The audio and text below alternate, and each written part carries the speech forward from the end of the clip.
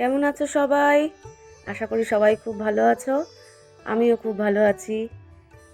তো সবাইকে খুব ভালোবাসা আর শুভকামনা জানিয়ে আজকে ব্লগটা শুরু করছি। তো এখন দেখো কটা বাজে জানো? ভোর 5টা। আর এদিকে আমার ননদের ছেলের বউ বৃহস্পতিবার আজকে, তাই সকালবেলা উঠে বৃহস্পতিবারের পুজোটা দিয়ে নিচ্ছে। আর আমি ওখানে বিছানায় শুয়ে শুয়েই ভিডিওটা করছিলাম। কারণ আজকে আমরা যাচ্ছি নবদ্বীপ। এসছি ননদের বাড়ি, কারণ এখান থেকে কাছে হয়, 2-2.5 ঘন্টা এরকম সময় লাগে। তো সেই জন্য ননদের বাড়িতে এসছি। এখান থেকে নবদ্বীপ, মায়াপুর আরও অনেক জায়গায় ঘুরবো। তো সকালবেলায় ভালো করে ফ্রেশ হয়ে নিয়ে বেরিয়ে পড়েছি। তো অনেক লোকজন, তো মানে অনেকে আছে, ননদের ছেলে মেয়ে, বউ বউ তারপর বাচ্চা আছে, ননদের ছেলের মেয়েটা। তো এই জন্য একটু দেরি হচ্ছিল। তো অবশেষে আমরা 6:30 নাগাদ বেরোলাম। 6:30 কি তার একটু আগেই হবে, বেরিয়েছি। কারণ আমাদের 8টার সময় ট্রেন ছিল, লোকাল ট্রেনই। কিন্তু বলছিল সবাই ফাঁকা হবে, কিন্তু ফাঁকা মোটেও ছিল না। এত ক্লাউড ছিল, কি বলবো তোমাদের, মানে প্রচণ্ড ভিড়, মানে একটা সুচ পড়ার জায়গা নেই এমন। তো যাই হোক, গেছি যখন ওরকমই গাদাগাদি করে ওরমভাবে উঠে পড়েছি। বসার তো কোনো সিট নেই। তার মধ্যে নিয়েছি আমার লাড্ডু গোপালকে। আর ও যেখানে আছে সেখানে তো দুষ্টুমি, সেটা আমি ভালো মতনই জানি। তো ওকে নিয়ে কষ্ট করে আমরা, ওরও কষ্ট হয়েছে আমাদেরও কষ্ট হয়েছে, কোনো রকমে আমরা স্টেশনে দেখো যাচ্ছি এখন। তো খুব সকালবেলায়, তোমরা হয়তো বুঝতে পারছো না। আর ঠান্ডাটা তো প্রচণ্ডই ছিল। আমি একটা শালের চুড়িদার পরেছি, তার উপর সোয়েটার। তো বুঝতেই পারছো ঠান্ডাটা মোটেও কম নয়। তো এই জন্য এখন কি করছি, আমরা ঠান্ডা উপেক্ষা করেই এখন নবদ্বীপে যাচ্ছি। কারণ ঘোরা টোরা, পিকনিক বলো যাই বলো, এই শীতের দিনেই সবাই করে, তাই আমরাও করছি। সবাই করে বলে আমরা করছি না, মানে এই সময়টাই কমফোর্টেবল, কারণ কোনো রকম অস্বস্তির ব্যাপার নেই, সেই জন্য। তো এবছর শীতে মোটামুটি ভালোই ঘুরেছি। তো দেখো, দেখেই বুঝতে পারছো যে রাস্তা প্রায় ফাঁকা ফাঁকা, মানুষজন এখনও খুব একটা বেরোয়নি। বাজার তো খুব কয়েকটা বসেছে দেখলাম। তো এই চলে এসেছি স্টেশনে এখন টিকিট কেটে যাব ওই ফ্লাইওভার দিয়ে, মানে স্টেশনের আর একটা প্ল্যাটফর্মে। আমার জানো তো এই ডিস্টেন্স যে উঁচু নিচু ব্যাপারটা না আমার ভীষণ ভয় লাগে। তো এই যে সিঁড়িগুলো তো অনেক দিন পুরনো, আর কিরকম ফেটে ফেটে গেছে, আমার দেখে মনে হচ্ছে আমি এখান থেকে ফেটে পড়ে যাব। আমার এই ভয়টা না স্টেশনে বা কোনো উঁচু জায়গায় দেখলেই আমার খুব সেটা ভয় হয়। দেখো আমি আস্তে আস্তে উঠছি, আর দেখে দেখে যেদিকে যেদিকে ফাটা আছে সেদিক দিকে উঠছি না, একটু অ্যাভয়েড করে যাচ্ছি। আমার এই ভয়টা আছে। তো যাই হোক, টিকিট তো কাটা হয়েছে, কেটে এবার আমরা ট্রেনে উঠেছি। আর এই দেখো গোপালকে আমার ননদের মেয়ে ঋতু, ওই সারাদিন কোলে করে নিয়ে ঘুরেছে।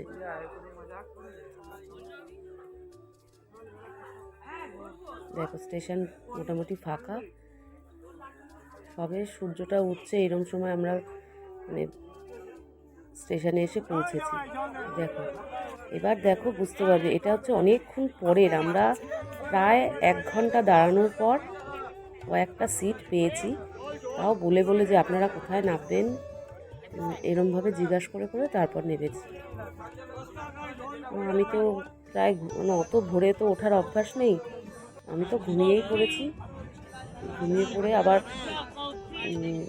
উঠেও পড়েছি। এইভাবে কি আর ঘুম হয়?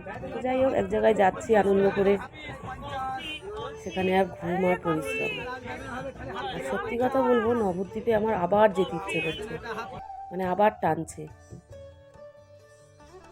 মানে নবদ্বীপ এত জায়গায় অনেক ঘুরেছি, কিন্তু নবদ্বীপ মায়াপুরের মতন জায়গা, আর যেখানে গেছিলাম না যে আশ্রমটায়, সেই আশ্রমটাও এত সুন্দর, গ্রাম্য পরিবেশ। অ্যাকচুয়ালি কী বলতো, এত সবসময় ইট পাথরের দেয়ালের বাড়িতেই থাকি, মানে আমাদের কাছে মাটির স্পর্শ, গাছ, এগুলো দেখতে ভীষণ ভালো লাগে। আমার কেন, আমরা যারা শহরে থাকি তারা সবাই তোমরা বলবে আমার সাথে একমত যে একটু গ্রামের দিকে গেলে মানে মনটা বেশ ফ্রেশ লাগে। আর যেখানে গেছিলাম সেখানটা হচ্ছে একটা গোপাল বাড়ি। সেখানে সেই বাড়িটা শুধু নয়, সেই মানে সারা পাড়াটাই প্রত্যেকের বাড়িতে গোপাল ঠাকুরে ভর্তি। গোপাল কৃষ্ণ, রাধা কৃষ্ণ, মানে নানা রকম মন্দির দিয়ে প্রত্যেকটা বাড়িতে। তো আমি সেই জন্যই গোপালকে নিয়ে গেছিলাম যে আমার গোপালের কোনো অসুবিধা হবে না। যেখানে যাচ্ছি সেখানে অনেক ওর ভাই বোন আছে, বন্ধু বান্ধব আছে। তো দেখো এসে আমরা নবদ্বীপে নামলাম। নবদ্বীপে নেবে এবার আমরা যাব মানে মেন রোডের দিকে। তো সেখানে গিয়ে আগে আমরা একটু খেয়ে নিয়েছি, কারণ অনেক সকালে বেরিয়েছি। এখন কটা বাজে, এখন 10টা কি 10:30 বাজে। তো আমরা টোটোতে এইগুলোতে উঠতে যাচ্ছিলাম। তো তার আগে আমার ননাস বলল যে মানে নন্দাই যাকে বলে, নন্দাই বলল সবাই একটুখানি করে খেয়ে নাও, খেয়ে তারপরে আমরা যেখানে যাওয়ার সেখানে যাই। তো তোমরা হয়তো ভাবছো কিন্তু এইখানে না নবদ্বীপে কোনো এলাহি রেস্টুরেন্ট বা এলাহি কোনো দোকান ঠোকান নেই। সব এখানে নর্মাল এরকম এরকম একদম এরকম ছাপোষা, খুব অতি সাধারণ, কিন্তু খুবই দুর্দান্ত মানের খাবার দাবার। তো নবদ্বীপে তো আমি কোনো দিন আসিনি, এই প্রথমবার আসলাম। ননদরা সবাই এসছে আগে, ওরা শুধু আমরা যেহেতু দেখিনি সেই জন্য এখানে আসলো। তো এখানে নাকি ওই কি বলে ছেঁড়ার পরোটা খুব বিখ্যাত। আর এদিকে কলকাতায় আমি ছেঁড়া পরোটা মোটেও খাই না, কিন্তু খেয়েছি। সবাই যখন খাচ্ছে আমারও খেতে হবে, খাই না বললে তো হবে না। সবার সাথে একসাথে আসলে সবাই যেটা করে সেটাই করতে হয়, এটাই নিয়ম আর এটাই ভদ্রতা। তো সেই জন্য আমিও খেলাম। এবার আমার গোপালকে একটু দূরে রেখেছিলাম। আর এখানে তো সব নিরামিষ, সব নিরামিষ বলতে মানে সব প্রায় জায়গায় নিরামিষ। তুমি মাছ মাংস খুঁজে খুব কম পাবে, আর উল্টোপাল্টা জিনিস তো এখানে নেই। এই দেখো আমরা এখন ঢুকছি। এই বাড়িটা যে দেখলে, এই বাড়িটা হচ্ছে এখন, কিন্তু এখানে কিন্তু মন্দিরটা খুব সুন্দর। আর আমরা এই আশ্রমটায় এসছি, চলো এই আশ্রমে আমরা থাকবো আজকে। তো এই আশ্রমে যে ঠাকুমা আছেন দেখো, দেখতেই পাচ্ছ গোপাল বাড়ি বলে লেখা। প্রত্যেক বাড়িতে এরকম করে একটা মন্দির, খুব সুন্দর একটা জায়গা আছে এখানে। বিশাল করে গোপালের পুজো হয়, অনুষ্ঠান হয়। সেটা আমাদের আর ভাগ্যে হবে না মানে দেখা, কারণ যে সময় হবে সেই সময় গরম থাকবে। আমাদের বলেছে আসতে, কিন্তু আমরা সেই সময় তো বাচ্চাদের পরীক্ষা থাকবে, তাই আসা হবে না। যদি কোনো দিন ঠাকুর আবার টানে আবার আসবো। আর সত্যি কথা বলছি, অনেক বড় বড় জায়গায় থেকেছি, খেয়েছি, কিন্তু এত সুন্দর পরিবেশ মানে আগে কখনো দেখিনি। আর মন্দিরটা তো দেখে জাস্ট প্রাণ ভরে গেল। মানে মনে হচ্ছিল আমার গোপাল এটাই চাইছিল যে ও এসে ওর সব বন্ধু বান্ধব আত্মীয় স্বজনের সঙ্গে দেখা করুক। এত গোপাল ওখানে। আর দেখো এখানে একটা গরু বাচ্চা দিয়েছে। সেই এই যে এই গরুটা একটা বাচ্চা দিয়ে মানে বাচ্চা দিয়েছে। বাচ্চাটা কি ছটফটে গো, জানো, বাচ্চাটাকে ধরতেই পাচ্ছি না। তো একটু পরেই নাকি শুনলাম গোয়ালা আসবে দুধ দোয়াতে। তো এইসব তো আর দেখিনি কোনো দিন। দেখে খুব মানে নিজেকে একটা আলাদা ইয়ে লাগছে, যে একটা আলাদা জগতে এসছি। আর দেখো আজকে নতুন করে ড্রেস পরিয়ে নিয়ে এসছি আমার গোপালকে। তো যাই হোক, ঘরে গিয়ে বসলাম, তারপর চা ঠা খেলাম। এইখানে একটা ঘর, ভেতরে একটা ঘর, আর ওইদিকে একটা ঘর। অতি সাধারণ কিন্তু ব্যবহার অসাধারণ। আর তারপরে এই দিকটায় হচ্ছে মানে টয়লেটের সমস্ত ব্যবস্থা, বাথরুমের। তো আমার ছেলে বাথরুমে গেছে, আমি দাঁড়িয়ে আছি আর দেখছি রান্না কি সুন্দর মাটির উনুনে করে। কত কিছু যে রান্না করেছিল তোমাদের কি বলবো। নিরামিষ পদ, কিন্তু অনেক কিছু রান্না করেছিল। আর এখানে আমি দেখছিলাম যে কি করে আগুনটা হয়, মানে আগুনটা কিভাবে মানে ওরা বার করে, সেটা দেখছিলাম চেষ্টা করে। তো একটু কাগজ পেয়েছি, সেটা একটু দিয়ে দেখছিলাম যে কোথা থেকে দিলে। নিচে একটা হোল করা আছে, সেখান থেকে কি মানে হয়তো যে মাটির যে ছাইগুলো হয় সেগুলো বার করে, আর উপর থেকে মনে হয় ওগুলো দেয়। তো যাই হোক, কারোর কোনো পারমিশন ছাড়াই আমি এটা করেছি। তো বলছি এই আসবে গোয়ালার দুধ দোয়াতে, এই যে বাছুরটা, কি ছটপটে বাছুরটা। আর জানো, একটা নিয়ম শুনলাম, এই যে ওরা দুধ দোয়াচ্ছে, এই দুধ কিন্তু এই বাড়ির লোকেরা কেউ খাবে না। কি যেন বলছিল যে 21 দিন না কতদিন যেই গরুর বাচ্চা হয় সেই গরুর দুধ মানে বাড়ির লোক খায় না বা কোনো কাজে লাগায় না।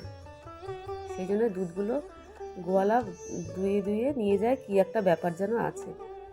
যাই হোক, আমার ভাষায় হয়তো সাইন্টিফিক মানে হয়তো ওষুধ যে ব্যাপারটা, সেটার জন্য হয়তো খাবে না বা ঠাকুরের কোনো কাজে লাগাবে না। তো কতটা দুধ দুইয়েছিল গো, কি বলবো তোমাকে, দেখে তো মনে হচ্ছিল মানে এই দুধটা পেলে বাড়িতে গিয়ে একটু ঘি মাখন বার করতে পারতাম। অনেকটা দুধ দেখলাম গোয়ালা এসে দুইয়ে নিয়ে গেল। আর ওরা এটা কেন ধরে আছে বুঝতে পারছি না, হয়তো ছটফট করবে সেই জন্য। তো এই যে দেখতে পাচ্ছ একটা মেয়ে সোয়েটার পরে দাঁড়িয়ে আছে, ও এখানে আশ্রমে এসছে। ও মাঝে মধ্যে এখানে আশ্রমে আসে, বেশ কয়েকদিন থাকে এই ঠাকুমার সাথে থেকে চলে যায়।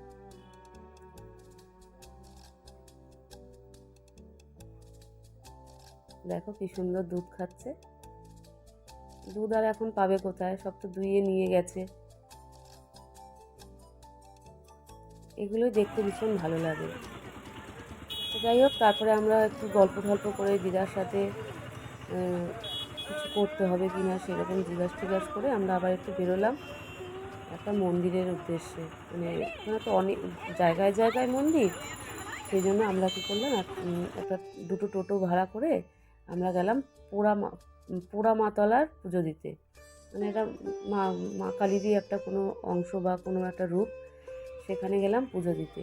এত সুন্দর সুন্দর জিনিস, মানে আমাদের কলকাতার শহরে মানে এরকম কাঁসা পিতলের জিনিস বা এরকম গোপালের সাজসজ্জার জিনিস আমি আগে কখনো দেখিনি। আর সত্যি কথা বলতে এখান থেকে কিছু কিনেও নি, কিনেছি শুধু গোপালের পুরো সাজ। সেই সাজটা তোমাদের একদিন আমি দেখাবো, যে গোপালের কী কী কিনে নিয়ে এসেছি, মানে সমস্ত কিছু ওখান থেকে কিনে নিয়ে এসেছি। মানে গোপালকে সাজালে যে কী অপূর্ব লাগবে, সেই মানে সেরকম সমস্ত কিছু আমরা নিয়ে এসেছি ওখান থেকে, শুধু গোপালেরই। আর এই যে এখানে এসেছি এখন মায়ের কাছে পুজো দেবো।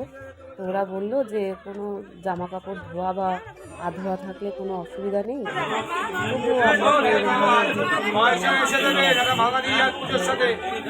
তবুও কিচ্ছু হবে না দিদি, আপনি একটু গায়ে গঙ্গা জল পা দিলেই সবাই শুদ্ধ হয়ে যাবে। যাই হোক, ট্রেনে করে এসেছি, উনি যখন বললেন ওনার কথায় হয়ে গেলাম পুজো দিতে। সুন্দর গল্প আছে, আমি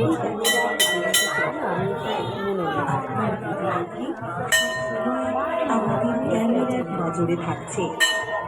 আমরা সবাই সম্প্রতি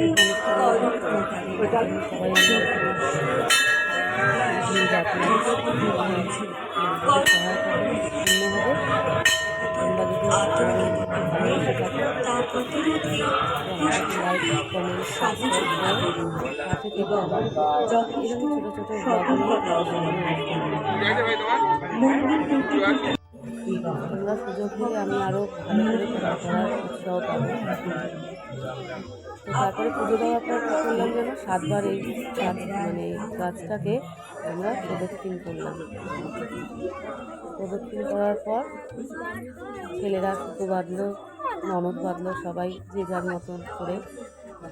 ঠাকুর যদি টানে আবার আসবো, আমার তো মনে হচ্ছে কাল গেলে কাল আবার ভালো হয়। কিন্তু আমরা কি অত পুণ্য করেছি যে ঠাকুর বারবার আমাদের টানবে? এইবার অনেক কপাল ভাগ্য করেছিলাম, তাই সত্যিই বলছি এত সুন্দর ঘুরে এসেছি, অনেক জায়গায় ভালো ঘুরে এসেছি। মানে গ্র্যান্ডটক যা জায়গায় ঘোরার মোটামুটি অনেক জায়গায় ঘুরেছি, কিন্তু এই জায়গাটা এসে এত সুন্দর পরিবেশ, এত সুন্দর গ্রামের করে আমাকে জাস্ট মুগ্ধ করেছে। বলতে পারো আমাকে যদি কেউ ওখানে 1 মাসের জন্য রেখে আসে, নিশ্চিন্তে আমি এখানে থাকতে পারবো, একাই থাকতে পারবো। কিন্তু সেটা তো সম্ভব না, আমরা সাংসারিক মানুষ, একটা তো টান আছে। তো এই পোড়ামাতলার এখানে প্রদীপ জ্বালিয়ে এবার আমরা আবার বাড়ির দিকে যাব, বিকেলে বেরোবো। তো তোমরা দেখতে থাকো ব্লগটা।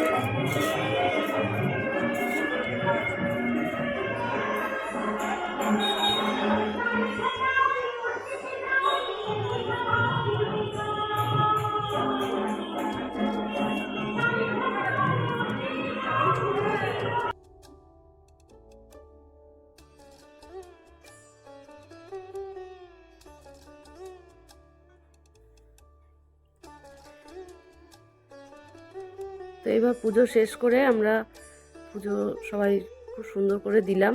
পুজোটা শেষ করে এবার বাড়িতে যাব। বাড়িতে গিয়ে ওই যে বললাম যার আশ্রমে গিয়েছিলাম আমরা, সেই ঠাকুমা নিজের হাতে অনেক কিছু রান্না করেছিল। তো সেখানে যাব এখন। দুপুরবেলা বাচ্চা আছে সঙ্গে, একটা ননদের নাতনি, তো ওকেও খাওয়াতে হবে। তো সেই জন্য তাড়াতাড়ি করে বাড়িতে চলে গেলাম, 2টোর মধ্যে গিয়ে খাওয়া দাওয়া করে নিলাম আর খেতে দিলাম আমি, সবাই তো দেখতেই পাবে। তারপরে একটু রেস্ট নিয়ে আবার আমরা বিকেলে মায়াপুরের উদ্দেশ্যে বেরিয়েছিলাম। তো সবাই খুব ভালো থেকো, সুস্থ থেকো। আর কে কোথা থেকে ব্লগটা দেখো আমার জানিও। যদি কোনো ভুল ত্রুটি হয় শুধরাবার সুযোগ দিও বা ভালো করার সুযোগ দিও তোমাদের কমেন্টসের মাধ্যমে। তো আজকের মতো এখানেই টাটা। সবাই খুব ভালো থেকো, সুস্থ থেকো।